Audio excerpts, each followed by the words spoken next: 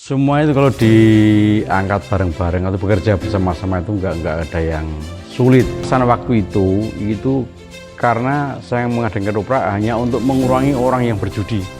Bagaimana kita hidup ini bisa bermanfaat bagi diri kita sendiri, bagi masyarakat banyak. Jangan sampai meninggalkan budaya lokal atau budaya kita yang asli. Sebagai ketua kamu sama masyarakat, marilah kita bersama-sama membangun Glondong ini supaya kedepannya lebih baik. Kita bergabung, baik itu di kampung maupun di masjid. Tunjukkanlah ini loh pemuda Glondong. Perkenalkan, nama saya Estadi. Lahir dan besar di kampung Glondong. Mungkin nanti di Pondok juga di kampung ini juga. Kesibukan sekarang yaitu ke masjid dan bekerja sebagai salesman minuman.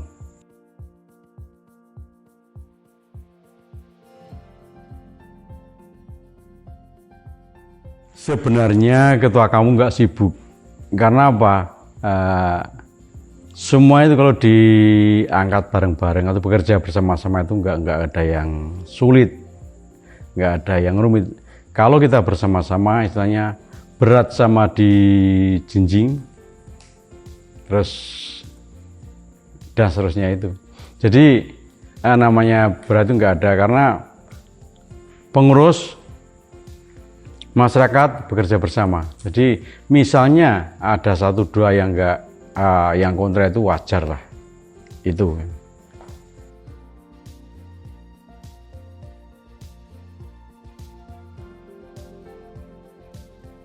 Wah, kalau cerita masa muda saya itu panjang sekali itu.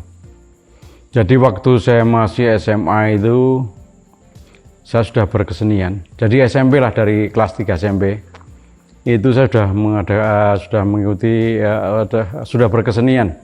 Pertama saya ikut waktu itu SMA itu ikut lomba lawak di Jogja bersama almarhum Bapak Haris, almarhum Kang Tukiman, Bapak Sudarno. Itu beberapa kali mengikuti lomba-lomba di Pasar Malam Sekaten dan juga di tempat-tempat lain. Dan juga kami sudah istilahnya untuk Jawa Tengah itu saya sama Haris sudah melalang buana. Jadi ya walaupun bayarannya waktu itu cukup untuk ngebis, itu sudah cukup senang. Dan waktu itu juga di kampung Glondong kan nggak ada, misalnya kesenian nggak ada. Saya mengadakan Andi Lumut itu bersama saya, Pak Haris, Mbak Arini almarhumah, Mbak Arinta almarhumah, mbaknya Mas Lilis, terus Mbak Dewang sama Mbak Eti. Dibantu waktu itu sama Mas Yanto Potong, juga sama Pak Endro yang sekarang jadi DPR itu. Waktu itu memang rame waktu itu, jadi penontonnya itu luar biasa. Itu terus sampai pada episode selanjutnya itu saya mengadakan ketoprak Mataram di Glondong ini.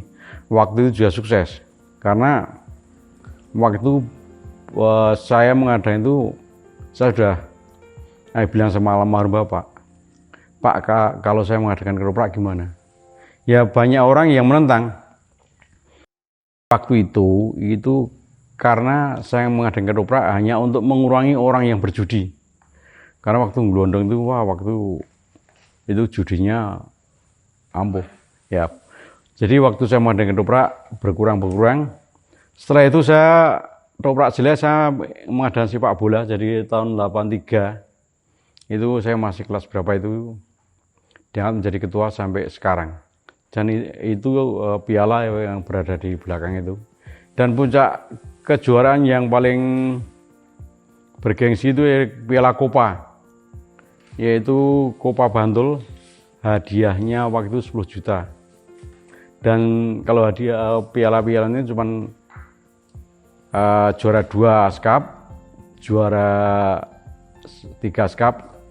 Kalau juara 1 belum. Ini juara 2, juara 3 ASCAP sampai sekarang.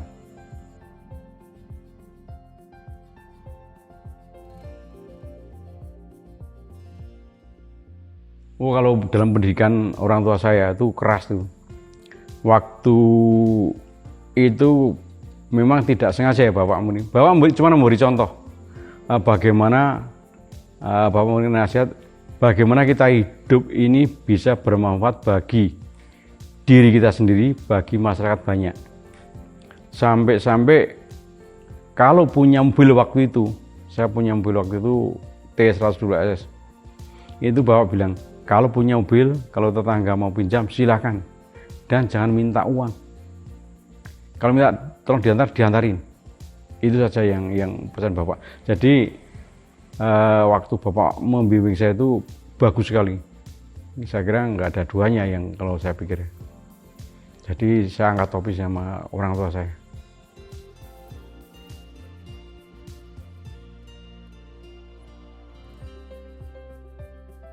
Masa muda yang paling berkesan itu saya itu waktu jadi pemain dan pengurus bola. Waktu itu juara 1 divisi 2. Itu berkesan. Dan waktu itu kalau ditanya berkesan, semuanya berkesan. Ya memang banyak yang kurang berkenan itu banyak, tapi kalau dihitung berkesan semua.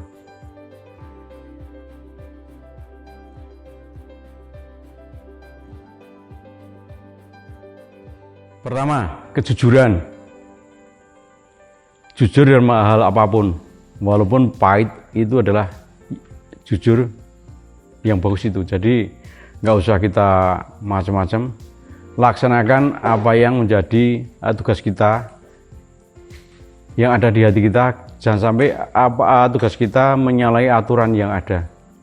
Itu aja yang kita lakukan.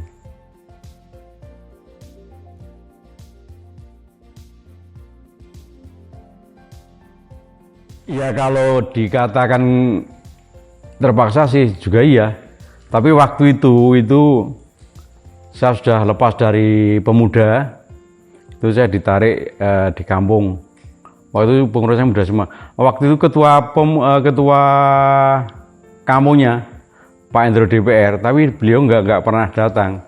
Ketuanya saya, wakil ketua. Jadi yang melaksanakan roda kepengurusan kampung itu saya. Setelah itu terus saya diangkat pertama itu 5 tahun yang lalu, terus kemarin itu diangkat yang kedua. Jadi waktu itu memang saya sudah capek, tapi kenapa masyarakat masih memilih saya, itu saja ya.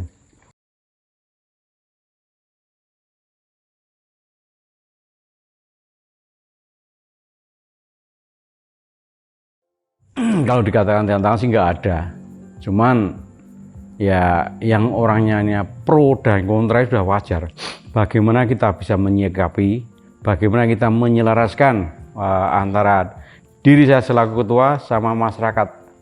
Jadi semuanya itu saya anggap teman saya, jadi saya menyampaikan juga biasa-biasa saja.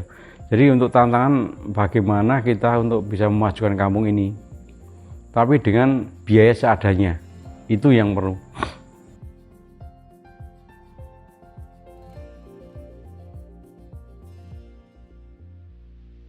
Nah, ini yang menjadi tantangan betul ini. Karena anak muda sekarang itu beda jauh dengan waktu saya muda. Sekarang sudah era digital, dan waktu itu belum ada. Nah, anak sekarang itu sibuk dengan HP-nya, sibuk dengan apalah. Jadi untuk mengajak pemuda sekarang istilah pelan-pelan. Nah sekarang saya tanya pemudanya itu gimana, mau diajak kemana itu. Jadi kalau pemudanya yes, orang tua lebih senang. Jadi jangan sampai orang tuanya gerujukan, pemudanya slow saja. Jadi saya mengajak para pemudanya, mari kita bergabung, baik itu di kampung maupun di masjid. Tunjukkanlah ini loh pemuda gelondong, ini loh dada saya. Jangan sampai malah yang tua begijikan sing nom ada ndelik. Jadi saya ajak marilah untuk pemuda-pemuda dan pemudi, marilah kita bersatu untuk memajukan kampung kita yang tercinta ini. Itu aja.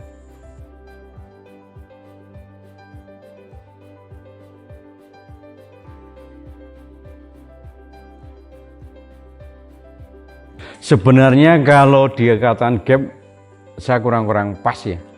Jadi memang ada sedikit perbedaan itu ada. Tapi selaku orang tua ingin merangkul yang muda, ayo maju bersama, jangan sampai ada gap di antara kita. Yang muda tolong bukalah pintu hatinya supaya jangan kaku. Yang muda, yang tua sudah terbuka, marilah yang muda bersatu kembali di kehidupan yang ada di Kampung Glondong ini.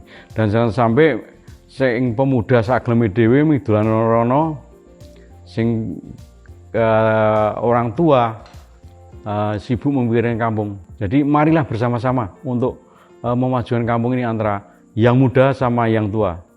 Jadi yang tua yang bicara, yang muda yang berkreasi. Yang memajukan kamu adalah tulang punggungnya negara atau kamu pemudanya. Kalau pemudanya melempem, kamu melempem. Itu.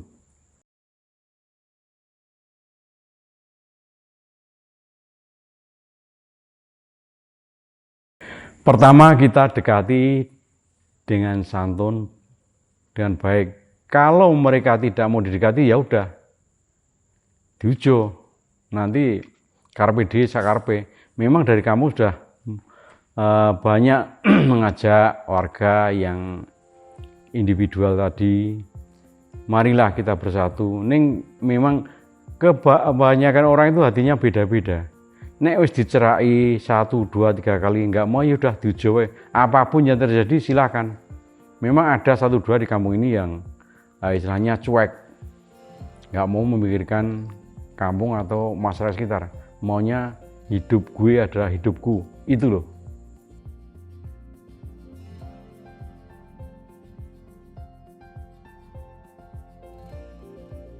Nah ini ya. Jadi kalau kepengurus kampung itu kecewa, itu mbok iya bilang apa adanya, Pak, aku kecewaku ini loh, karena tindakan Bapak atau Bapak ingin membersihkan kampung karena Bapak menggunakan uang ini itu, sampaikan. Jadi jangan sampai hanya bicara di luar, jadi nggak ketemu. Nanti kalau sudah bicara dengan pengurus dan kota kampungnya, ya itu dari nanti bisa ketemu. Jadi istilahnya kerjasamanya ada. Dan kita kalau yang merasa dirinya kurang cocok di kampung, atas nama pribadi ketua kampung saya mohon maaf. Tapi marilah kita bangun bersama Kampung Glondong ini supaya maju bersama, supaya sejahtera bersama. Jadi jangan istilahnya, waku ra cocok karo ketuane. Lah apakah dia mau jadi ketua, saya tak mundur? Itu enggak apa-apa. Jadi marilah bersama-sama, misalnya yang kecewa, marilah apa yang kecewa disampaikan. Supaya saya tahu apa yang mereka kecewakan itu. Jadi tidak hanya dibilang di luar, ngobrol sana sini, gak kecewa, tapi nggak mau bicara dengan pengurus, ya mana tahu pribadi seseorang. Itu aja.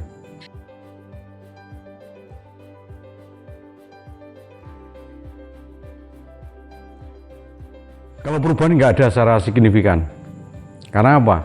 Karena Kampung Glondong ya ada mayem begini. Jadi adanya pembangunan jalan, pembangunan drainase, pembangunan sumur itu. Kalau secara sih nggak ada perubahan, karena kampung kita itu kampung pinggiran, dikatakan kota tidak, dikatakan desa juga tidak. Jadi kampung di tengah-tengah lah katanya. Tapi marilah sebagai ketua kampung saya mengajak masyarakat, marilah kita bersama-sama membangun Glondong ini supaya kedepannya lebih baik. Syukur-syukur pemudanya tampil di depan, jangan hanya pada event-event tertentu saja. Jadi marilah kita bergandeng tangan, maju bersama untuk membangun Glondong yang tercinta ini.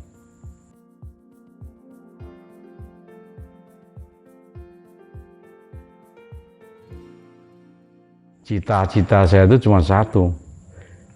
Kampung Glondong warganya guyup rukun, bersatu, baik itu di dalam bermasyarakat dan juga nanti bisa bersatu juga di masjid, supaya nanti kita bisa bersama-sama membangun Kampung Glondong ini, dan bersama-sama kalau kita masuk surga bersama-sama, tapi kalau ke neraka janganlah masuk sendiri.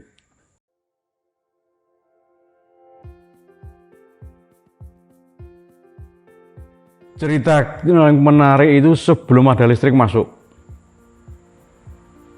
Karena apa? Karena waktu belum ada listrik masuk, itu semua guyup rukun. Waktu pemuda waktu itu tidurnya di langgar itu, sekarang di Musola Al Barokah itu, waktu itu masih langgar. Waktu itu semua pemuda itu tidurnya di langgar. Yang berkesan di situ. Waktu itu misalnya dari jalan-jalan wis rawisuh mlebu langgar wedi langsung turu. Yang berkesan waktu itu kompaknya waktu itu di situ. Nek sekarang udah nggak begitu kompak lagi karena sudah kesibukan masing-masing.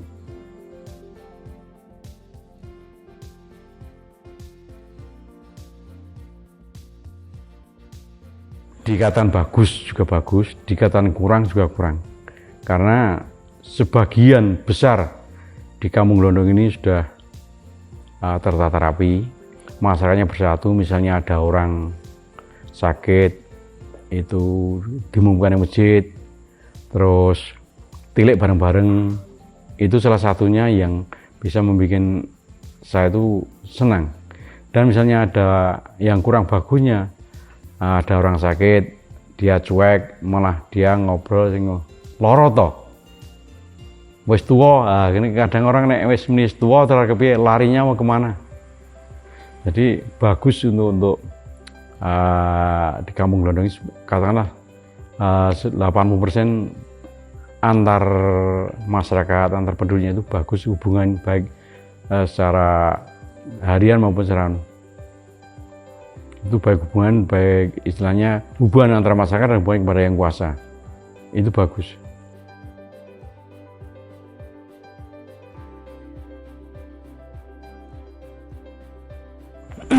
Yang terlalu cepat adalah masalah teknologi, karena seperti saya ini gaptek dan ketinggalan. Nah, anda yang sebagai orang muda itu harusnya sing-singan lengan. Kejarlah cita-citamu walaupun setinggi langit, kata Bung Karno begitu. Jadi untuk perubahan ini jangan gumun. Memang harus sudah ada perubahan, tetap harus diikuti. Jadi kalau kita nggak mengikuti perubahan, ya kita ketinggalan zaman.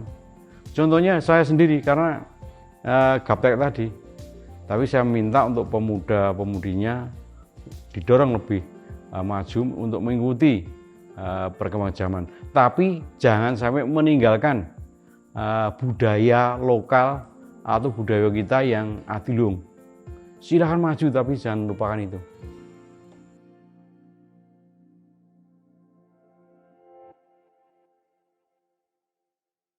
Untuk pesan saya untuk generasi muda,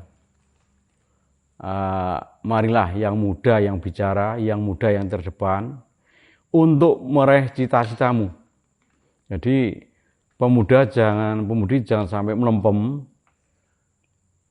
Tingkatlah, baik itu ilmu, baik itu solidaritasnya, baik itu apapun, tingkatkanlah. Jadi jangan sampai jadi pemuda itu gaptek dan ketinggalan zaman. Itu saja.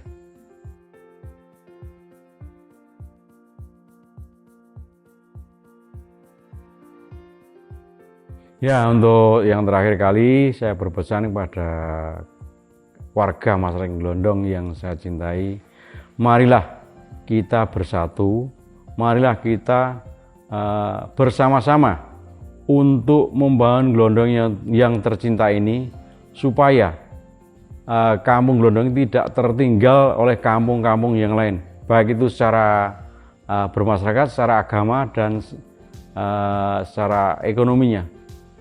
Glondong bangkit, masyarakatnya yang harus bangkit. dan harus bisa menunjukkan jati dirinya.